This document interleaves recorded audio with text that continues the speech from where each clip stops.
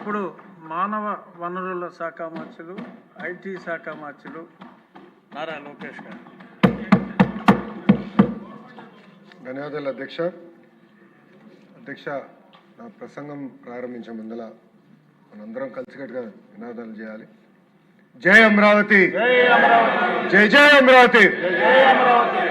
అధ్యక్ష, మనందరం అమరావతి రైతులకి శిరసు ఉంచి నమస్కరించాల్సిన అవసరం ఉంది. ఎందుకంటే మనం ఈరోజు ఈ చట్టసభలో కూర్చున్నామంటే, ఈ భవనాలు మనం ఏర్పాటు చేయగలమంటే దానికి కారణం అమరావతి రైతులు చేసిన త్యాగం. అధ్యక్ష, ఆనాడు గౌరవ ముఖ్యమంత్రి చంద్రబాబు నాయుడు గారు ఒక్క పిలుపు మేరకు 58 రోజుల్లో రైతులందరూ పెద్ద ఎత్తున వచ్చి సుమారుగా 33,000 ఎకరాలు రాజధాని కోసం వాళ్ళు ఇష్టం జరిగింది. అధ్యక్ష, దీని వెనకాల ఒక కారణం ఉంది అధ్యక్ష. అదేంటంటే ఒక నమ్మకం. ముఖ్యమంత్రి గారు 5 కోట్ల ఆంధ్రుల కోసం రాజధాని ఏర్పాటు చేస్తున్నారు, మన అందరికి ఒక పిలుపిచ్చారు, కలిసికట్టుగా మనం మన రాష్ట్రాన్ని అభివృద్ధి చేయాలని ఒక నమ్మకంతో ఆనాడు రైతులు పెద్ద ఎత్తున వచ్చి వాళ్ళ భూములు ఇచ్చారు. అధ్యక్ష, ఈరోజు మనం ఏర్పాటు చేసుకున్న సమావేశం ఒక రొటీన్ సమావేశం కాదు అధ్యక్ష. ఈ సమావేశం చరిత్రలోనే నిలబడబోయే సమావేశం. అధ్యక్ష, 5 కోట్ల ఆంధ్రుల భవిష్యత్తు శాశ్వత పునాది వేస్తుంది ఈ సమావేశం. అధ్యక్ష, 5 కోట్ల ఆంధ్రుల కలలు తీర్చుతుంది ఈ సమావేశం. అధ్యక్ష, 5 కోట్ల ఆంధ్రుల ఆశలకు రెక్కలు కల్పిస్తుంది ఈ సమావేశం. అధ్యక్ష, ఇది కేవలం ఒక తీర్మానమే కాదు అధ్యక్ష, ఇది ఆంధ్రుల గుండెల్లో నిలబడే రోజని ఈ సభాముఖం తెలియజేస్తున్నారు. అధ్యక్ష, మనందరం ఒకసారి చరిత్ర గురించి కూడా ఆలోచించాలి. ఆనాడు పొట్టి శ్రీరాములు గారు భాష ప్రయుక్త రాష్ట్రాల కోసం 58 రోజులు దీక్ష చేసి ప్రాణ త్యాగం చేశారు. ఆయన ప్రాణ త్యాగం వల్లనే ఆంధ్ర రాష్ట్రం ఏర్పడింది. ఆనాడు కర్నూలు రాజధానిగా మనం మన ప్రయాణం ప్రారంభిస్తే ఎందుకో కానీ ఆనాటి పెద్దలు కరెక్ట్గా 3 సంవత్సరాల తర్వాత అటు తెలంగాణ ఆంధ్ర రాష్ట్రాన్ని కలిపి హైదరాబాద్ రాజధానిగా మనం తిరిగి మళ్ళీ మన ప్రయాణం చేశాం. అధ్యక్ష, 58 సంవత్సరాలు తెలుగు వాళ్ళందరూ కలిసికట్టుగా హైదరాబాద్ని అభివృద్ధి చేశారు. నేను కూడా పుట్టి పెరిగింది హైదరాబాద్లో. హైదరాబాద్లో ఉన్న ప్రతి గల్లీ నాకు తెలుసు.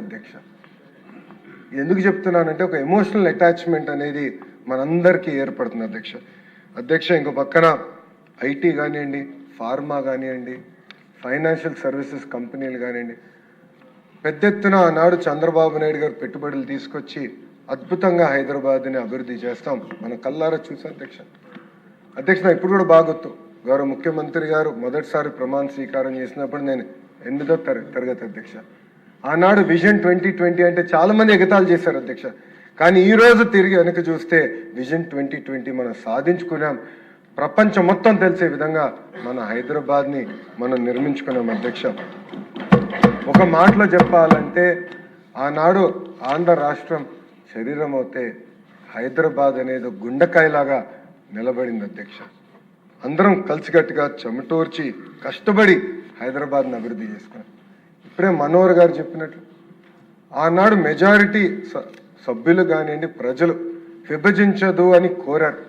అయినా కూడా పార్లమెంట్లో టీవీలు కట్టేసి చర్చ లేకుండా హైదరాబాద్ని విభజించారు. ఇప్పుడు కూడా బాధ మన అందరిలో ఉంది.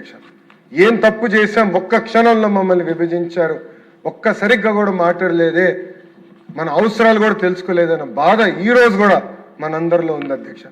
ఒక రాష్ట్రానికేమో రాజధాని ఉంది, సచివాలయం ఉంది, అసెంబ్లీ ఉంది, మంత్రులు పనిచేసడానికి భవనాలు ఉన్నాయి, మంత్రులు ఉండేదానికి భవనాలు ఉన్నాయి.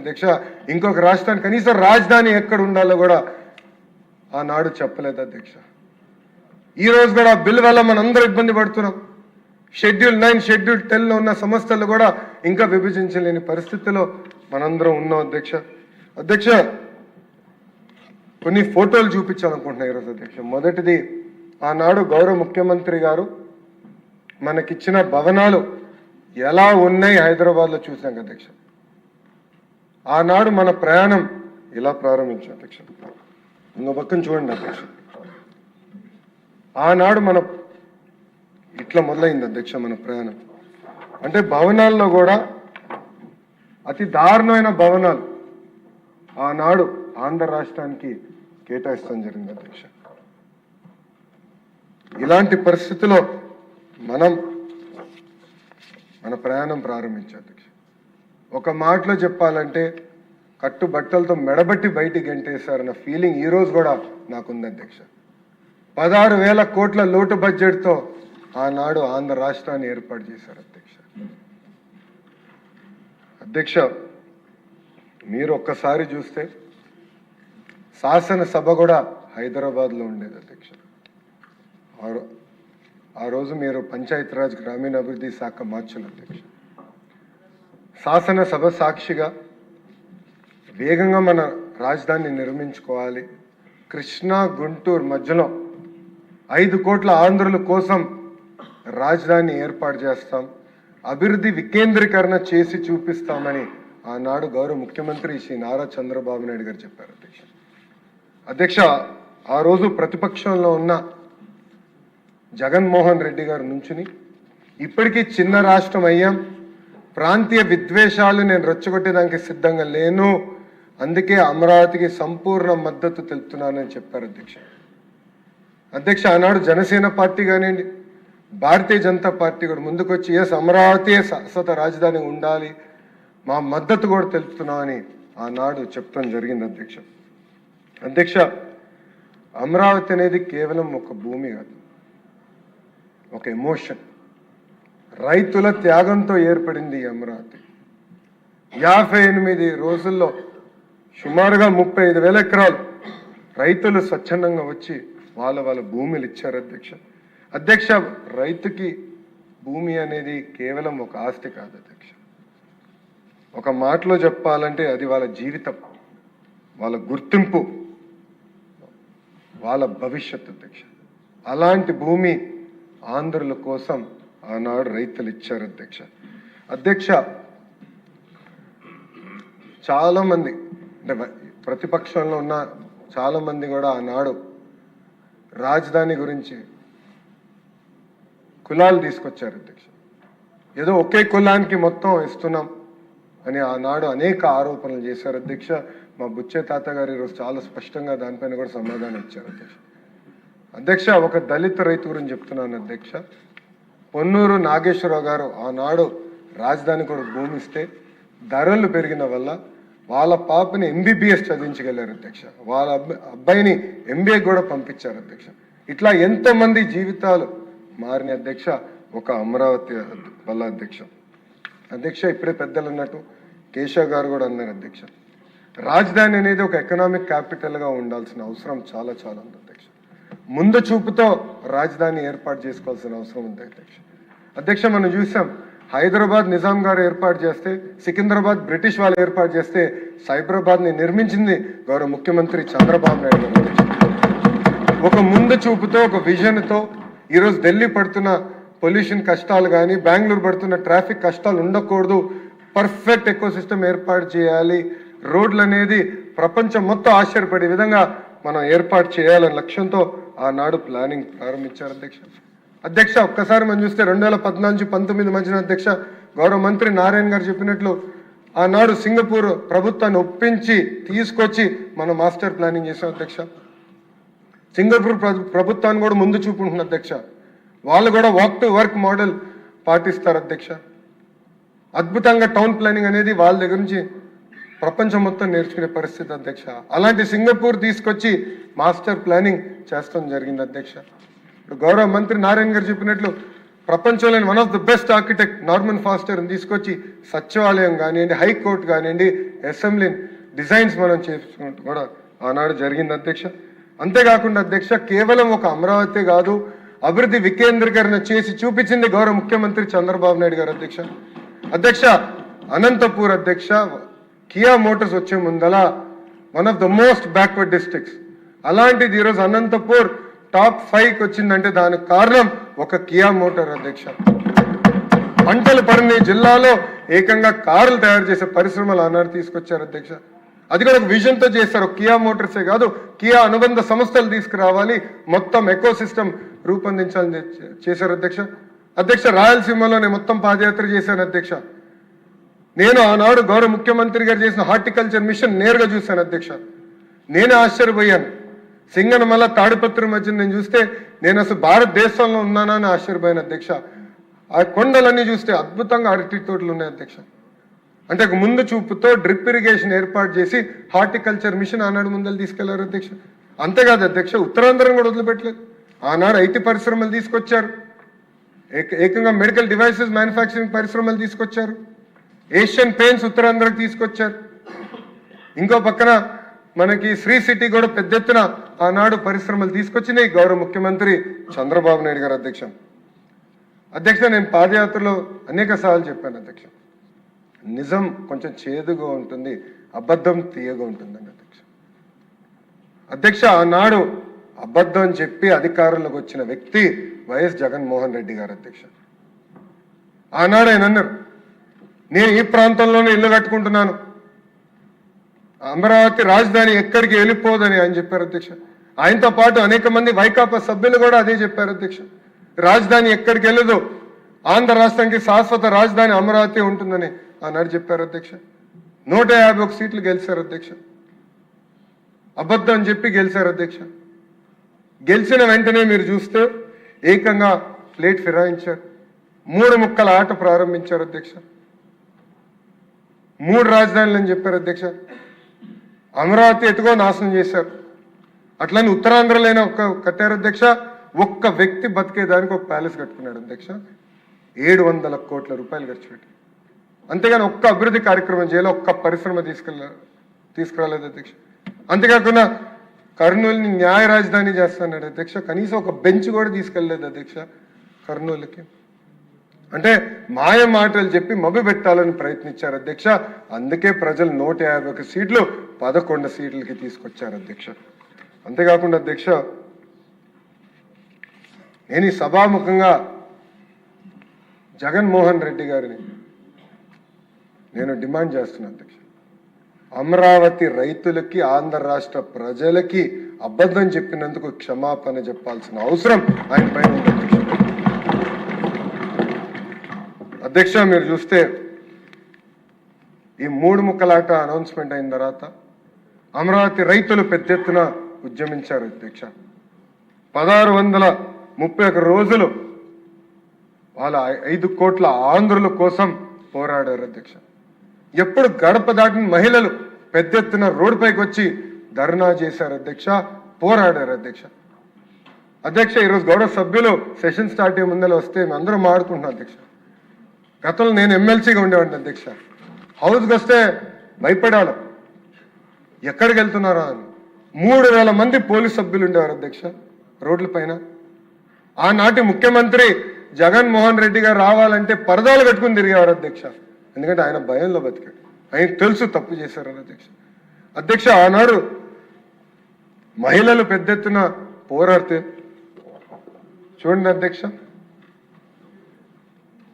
మహిళల్ని పోలీస్ బూట్ కాలుతో తన్నారు అధ్యక్ష. ఏకంగా అధ్యక్ష మహిళలు జుట్టు పట్టుకుని లాగారు అధ్యక్ష. వాళ్ళు అడిగింది ఏంటి, మాకు న్యాయం చేయండి, ఆనాడు ప్రభుత్వం మాకు హామీ ఇచ్చింది, ఆ హామీకి మీరు కట్టుబడి ఉండాలని అడిగినందుకు జుట్టు పట్టుకుని లాగారు అధ్యక్ష. అంతేకాదు అధ్యక్ష, భూమి ఇచ్చిన దళిత రైతులకి సంఖ్యలేసి కోర్టుకి తీసుకెళ్లారు అధ్యక్ష. వీళ్ళు కృష్ణపాలెంకి సంబంధించిన అంటే మంగళగిరి నా సొంత నియోజకవర్గానికి సంబంధించిన రైతులు అధ్యక్ష.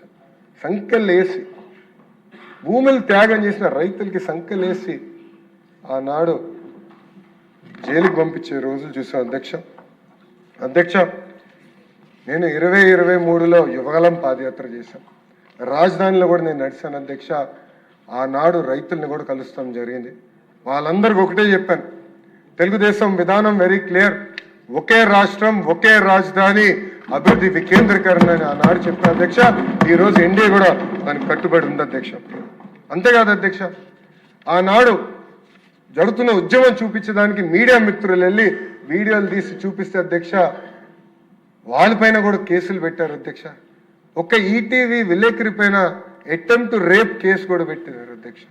అంటే ఎవరిని వదిలిపెట్టలేదు. రైతులమైన కేసులు పెట్టారు, ప్రతిపక్షంలో పోరాడుతున్న ప్రజాప్రతినిధుల పైన కేసు పెట్టారు, ఇంకా మీడియా మిత్రుల పైన కూడా ఆనాడు కేసులు పెట్టి ఎట్టి పరిస్థితి గొంతు నొక్కాలని ప్రయత్నించారు అధ్యక్ష. కానీ ఉద్యమం మటుకు ఆగలేదు అధ్యక్ష.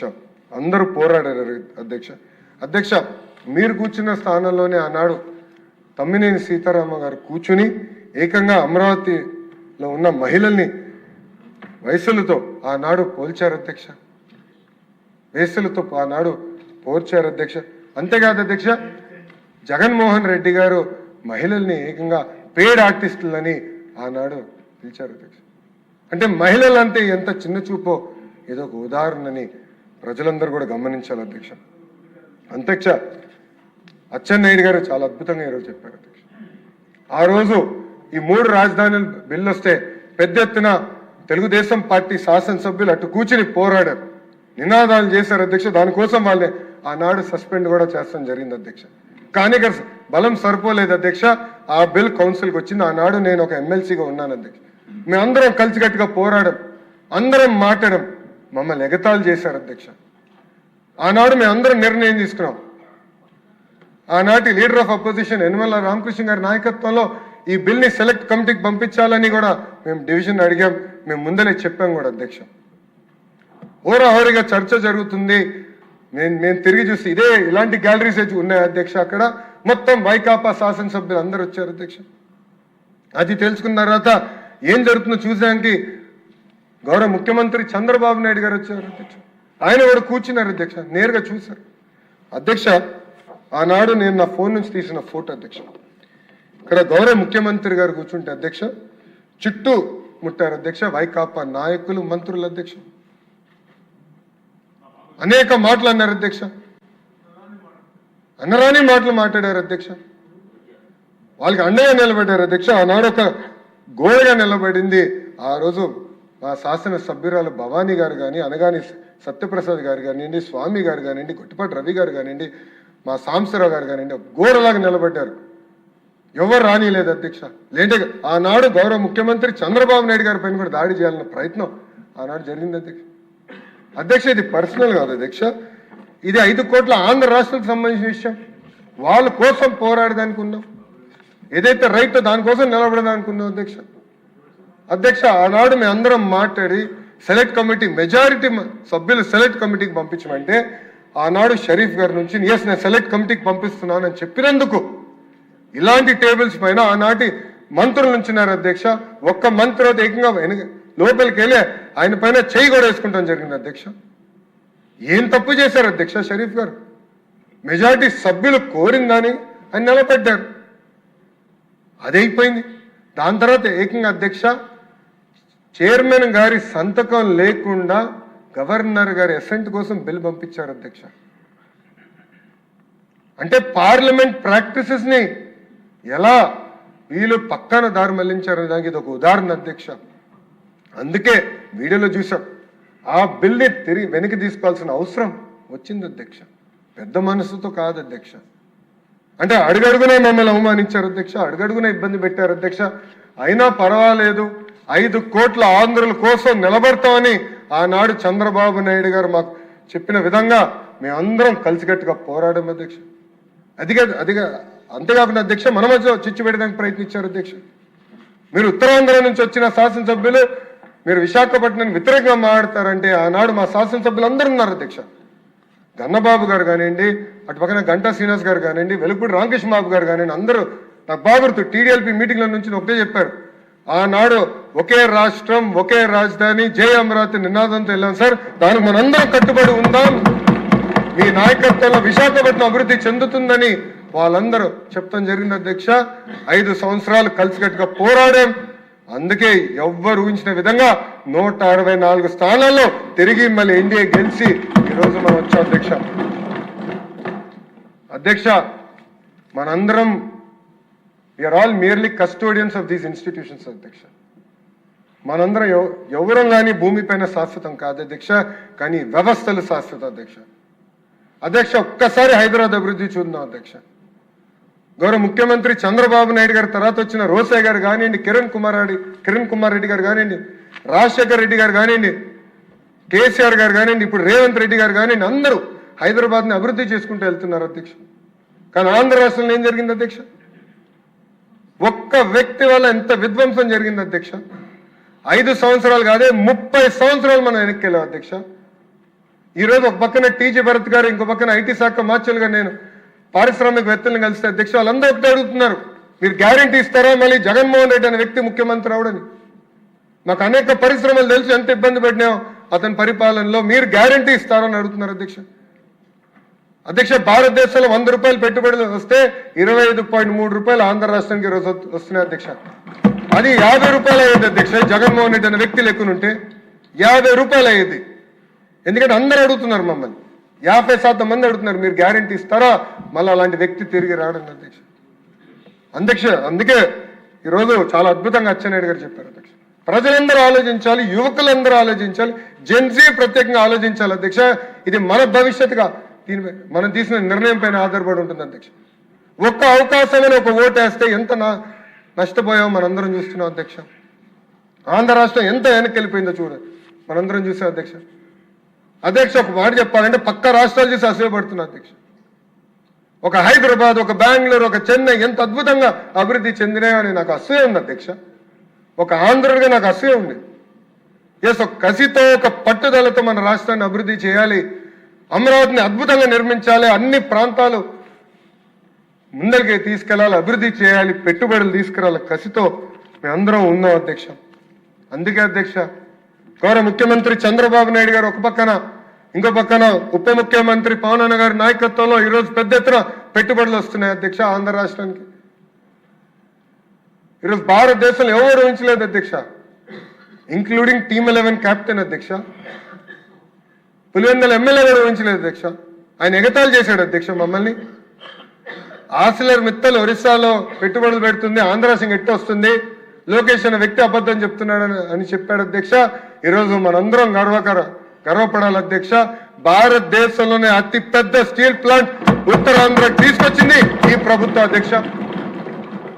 అంతేకాదు అధ్యక్ష, సోలార్ సెల్ మ్యానుఫ్యాక్చరింగ్ చేస్తాం, అనేక పరిశ్రమలు రాయలసీమకి తీసుకొచ్చాం అధ్యక్ష. క్యాంపకోలా, రిలయన్స్ ఇండస్ట్రీస్ పరిశ్రమని ఏకంగా కర్నూలు తీసుకెళ్ళాం అధ్యక్ష. ఈరోజు ఒక్కొక్క జిల్లాకి చాలా ఫోకస్డ్ గా డెవలప్మెంట్ ప్లాన్ తీసుకెళ్తున్నాం, క్లస్టర్ బేస్డ్ డెవలప్మెంట్ తీసుకొస్తున్నాం అధ్యక్ష. ఇది ఈ ప్రజా ప్రభుత్వం.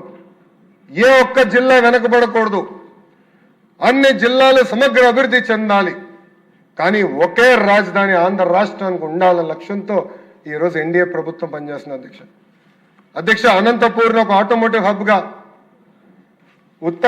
నార్త్ అనంతపూర్, కర్నూలు ఏకంగా రెన్యూవబుల్ ఎనర్జీ హబ్గా, కడపలో పెద్ద ఎత్తున సిమెంట్ ఫ్యాక్టరీలు, ఎలక్ట్రానిక్స్ మ్యానుఫ్యాక్చరింగ్ పరిశ్రమలు, ఇటు పక్కన మన చిత్తూరు జిల్లాకు వచ్చేగల అనేక ఎలక్ట్రానిక్స్ కంపెనీలు, ఇంగాట్ మ్యానుఫ్యాక్చరింగ్ కంపెనీలు, సోలార్ సెల్ మ్యానుఫ్యాక్చరింగ్ కంపెనీలు, ఏసీలు తయారు చేసే పరిశ్రమలు తీసుకొస్తున్నాం అధ్యక్ష. నెల్లూరులో ఇప్పటికే పెద్ద ఎత్తున పరిశ్రమలు వస్తున్నాయి అధ్యక్ష. అక్కడ ఏకంగా మొన్న సాగర్ డిఫెన్స్ ఎంటర్ప్రైజెస్ కింద మ్యారిట్ టైమ్ సెక్యూరిటీ అందించే పరిశ్రమను కూడా నెల్లూరు జిల్లాలో మన శంకుస్థాపన చేసాం అధ్యక్ష. ప్రకాశం జిల్లాలో పెద్ద ఎత్తున కంప్రెస్ బయోగ్యాస్ ప్లాంట్స్ పరిశ్రమలు మేము తీసుకొస్తున్నాం అధ్యక్ష. ఇంకో పక్కన ఇక్కడ చూస్తే అధ్యక్ష, గుంటూరు జిల్లాలో క్వాంటమ్ హబ్ గా తయారు చేస్తున్నారు గౌరవ ముఖ్యమంత్రి గారు ఈ ప్రాంతాన్ని. అమరావతి పనులు, ఆగిపోయిన పనులు వేగంగా పరిగెత్తిస్తున్నారు గౌరవ ముఖ్యమంత్రి గారు. ఉభయ గోదావరి జిల్లాలో పెద్ద ఎత్తున ఆక్వాని ప్రోత్సహిస్తున్నాం, అక్కడ గ్రీన్ ఎనర్జీ హైడ్రోజన్ హబ్ గా తయారు చేస్తున్నాం అధ్యక్ష. ఇంకా ఉత్తరాంధ్రలో కెమికల్ ఫ్యాక్టరీలు కానివ్వండి, ఫార్మా ఫ్యాక్టరీలు కానివ్వండి, ఐటీ ఫ్యాక్టరీలు కానివ్వండి, డేటా సిటీ కానివ్వండి, మెడికల్ డివైసెస్ మ్యానుఫ్యాక్చరింగ్ అని ఒక స్టీల్ హబ్ కూడా ఏర్పాటు చేస్తున్నాం అధ్యక్ష. ఇది అభివృద్ధి వికేంద్రీకరణ అంటే అధ్యక్ష. కానీ ఒక వ్యక్తి బతికే దానికోసం 700 కోట్ల రూపాయలు కట్టి ఇల్లు కడతాం కాదు అధ్యక్ష. ఇది 5 కోట్ల ఆంధ్రలో ఒక్కసారి ఆలోచించమని కోరుతున్నా అధ్యక్ష. ఇప్పటికీ తీవ్రంగా నష్టపోయాం. ఈరోజు చూస్తే దక్షిణ భారతదేశంలోనే అతి తక్కువ తలసరి ఆదాయం ఉన్న రాష్ట్రం ఆంధ్ర రాష్ట్రం అధ్యక్ష.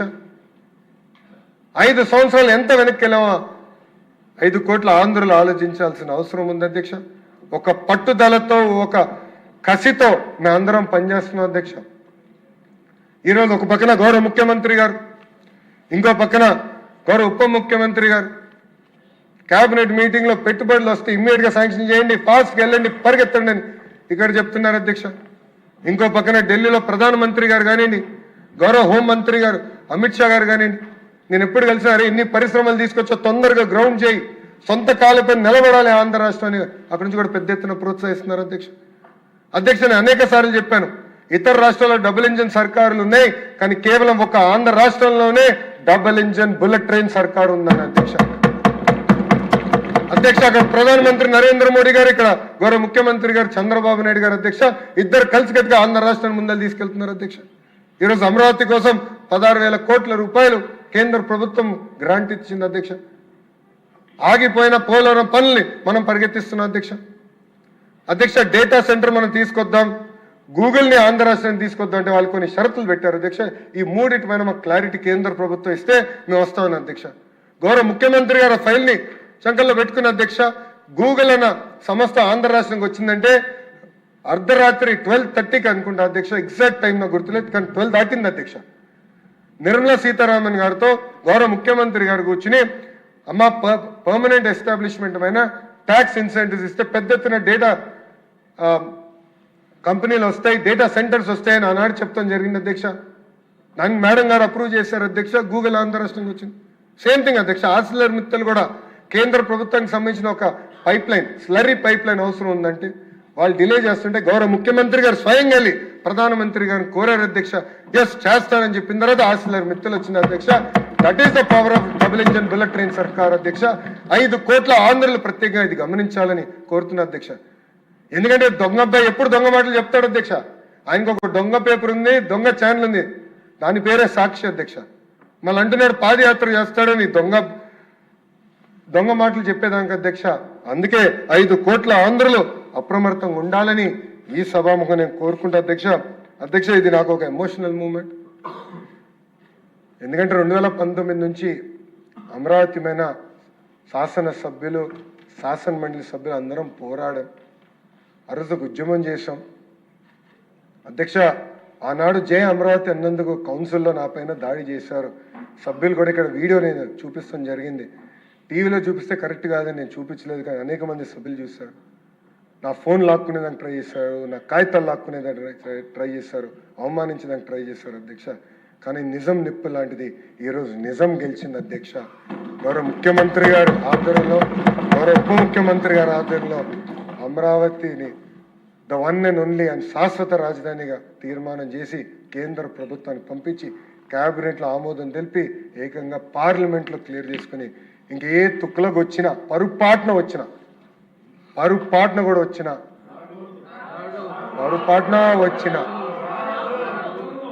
మార్చలేరు అధ్యక్ష ఈ రాజధాని. అందరం కలిసికట్టుగా మన రాష్ట్రాన్ని, మన రాజధాని అభివృద్ధి చేసుకోవాలి, కలిసికట్టుగా ముందరికి వెళ్ళాలి అధ్యక్ష. ఈరోజు అధ్యక్ష నేను జగన్మోహన్ రెడ్డి గారిని ఒక ప్రశ్న అడగాలనుకున్నాను. ఈరోజు కీలకమైన రెజల్యూషన్ పైన హౌస్ చర్చిస్తుంది అధ్యక్ష. అందరం మాట్లాడుతున్నాం, తీర్మానం చేయాలని నిర్ణయించుకున్నాం, కానీ రాలేదు అధ్యక్ష హౌస్లోకి. అక్కడ ఖాళీగా ఉన్నాయి అధ్యక్ష. 11 మందిలో ఒక్కరు కూడా రాలేదు అధ్యక్ష ఈరోజు. అందుకే ఈ సభాముఖంగా ఒక ప్రశ్న అడగాలనుకుంటున్నాను. మీరు అమరావతికి అనుకూలమా వ్యతిరేకమా? మీరు ఆంధ్రప్రదేశ్కి అనుకూలమా వ్యతిరేకమా? ఎందుకు ఈ ప్రశ్న అడుగుతున్నా అంటే అధ్యక్ష, ఆయన బెంగళూరులో ఉన్నారు అధ్యక్ష. ఈరోజు ఇంత కీలకమైన బిల్ పైన చర్చ జరుగుతుంటే జగన్మోహన్ రెడ్డి అనే వ్యక్తి బెంగళూరులో పడుకుంటున్నాడు, లైవ్లో టీవీ చూస్తున్నాడు. ఆత్మలే చెప్పాలి అధ్యక్ష. ఈరోజు అలాంటి పరిస్థితి ఉంది అధ్యక్ష. నేను అడిగిన ప్రశ్నకి ఆయన సమాధానం చెప్పాలని ఈ సభాముఖంగా ఆయనను ప్రశ్నిస్తూ నాకు ఇంత అద్భుతమైన అవకాశం ఇచ్చిన మీకు నా ధన్యవాదాలు తెలుపుకుంటూ, గౌరవ ముఖ్యమంత్రి గారు ప్రవేశపెట్టిన రెజల్యూషన్ బలపరిచే అవకాశం కల్పించినందుకు నా ధన్యవాదాలు తెలుపుకుంటా అధ్యక్ష. జై అమరావతి, జై అమరావతి. థ్యాంక్ యూ అధ్యక్ష. తర్వాత గౌరవనీయులు డిప్యూటీ సీఎం గారు పవన్ కళ్యాణ్ గారు మాట్లాడారు.